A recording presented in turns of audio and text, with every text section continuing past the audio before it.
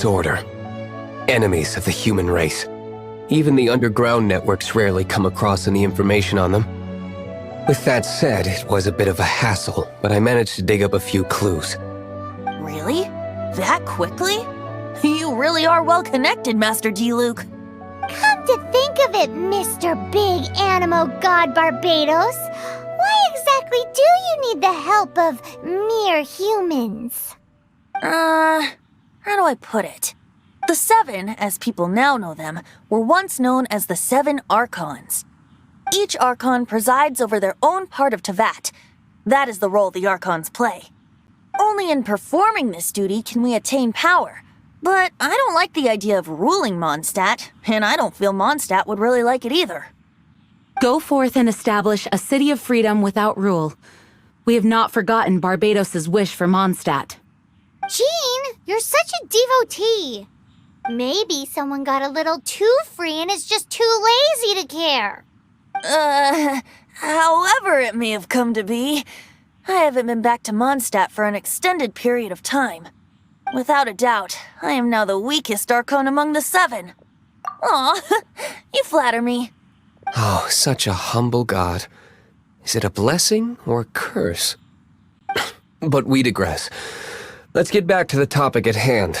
The common enemy of all mankind. We have tracked the Abyss Mage to the vicinity of the winery. I cannot stress enough how important it is to not let it escape.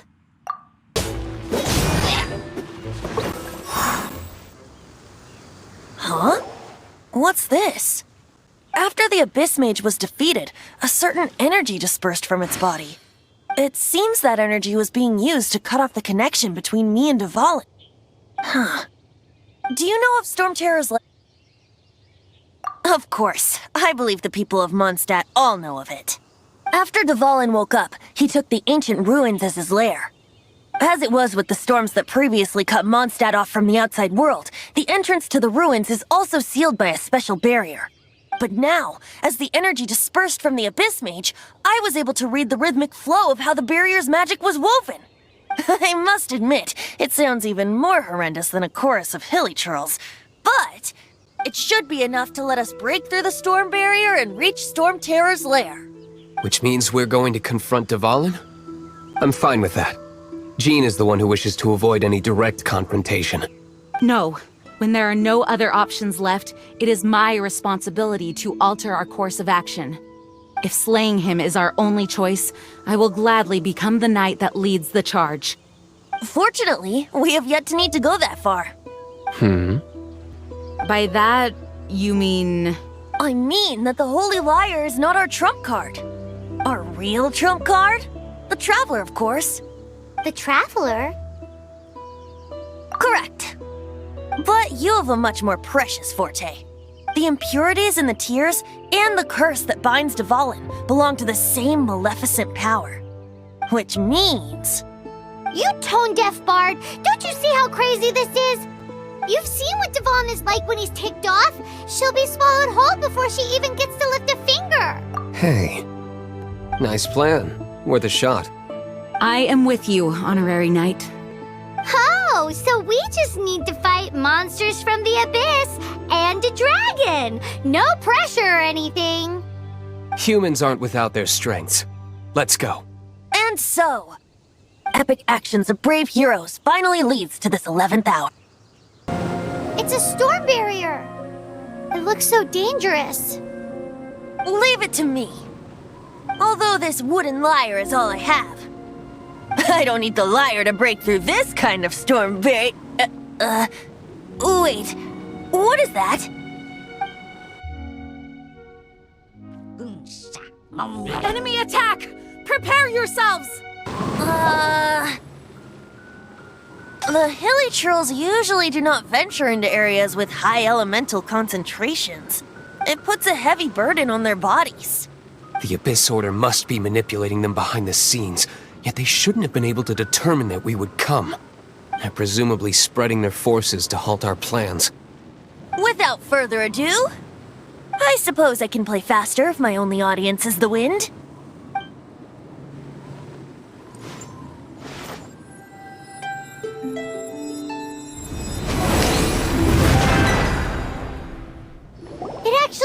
happened? You're not entirely useless, tone-deaf bard. This is it. We are now entering Stormterror's lair. Watch yourselves. Let's move. It's stuck. It's stuck! Hey, check out that roof. Is there a giant hole in it?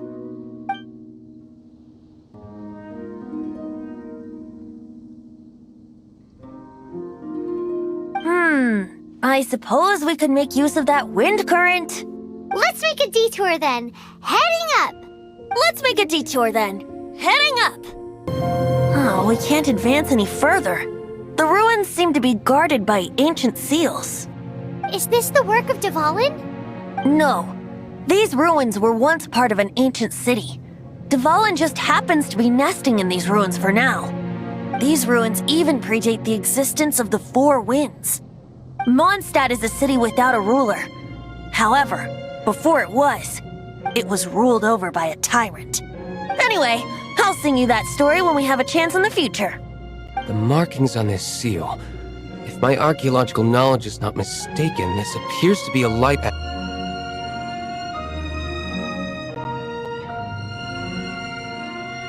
If we retrieve and reintegrate all the parts, we should be able to get it working. We should be close to completing the ceremony for this actuator. Let's put the last part back and see.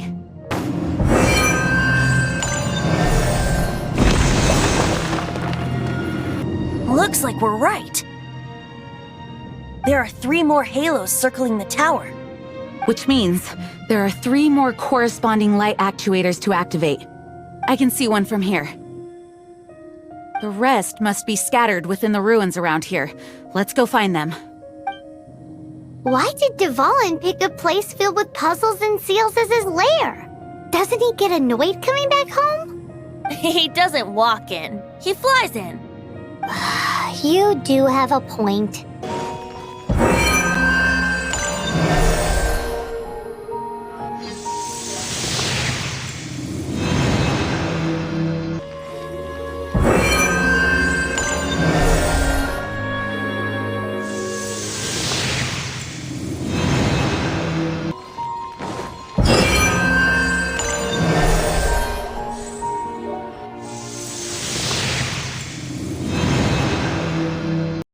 I'm thinking about turning these adventures into songs after we're done. Hopefully, this song will be sung for years to come by the people of Mondstadt, just like the legend of Vanessa. I have loved that song since I was small. How are you feeling today, Honorary Knight? I am completely prepared and fully confident that we can do this. Even Master D-Luke accompanied us to the very end, despite only being an accidentally involved bystander. You shared your secret with me, and I only returned your trust to the same extent. As for Master Jean, responsibility perhaps. What about the tone-deaf bard? It's freedom. Freedom? When you first arrived at Mondstadt, did no one tell you that Mondstadt is the city of freedom? She really is a child of freedom. Mondstadt is a romantic city without the reign of a king, and its citizens enjoy the most freedom amongst the 7 nations. I hope the dragon that once protected Mondstadt will soon be free too. No one should have deceived him by telling him that Mondstadt betrayed him. And no one should have told him that it was his eternal duty to protect the city. He has the right and freedom to choose his own way of life. Venti? Well then, traveler, may the thousands of years of wind that have blown through Mondstadt go with you. Just like the last time, I shall channel animal energy for you. Oh, no wonder you said his voice sounds familiar.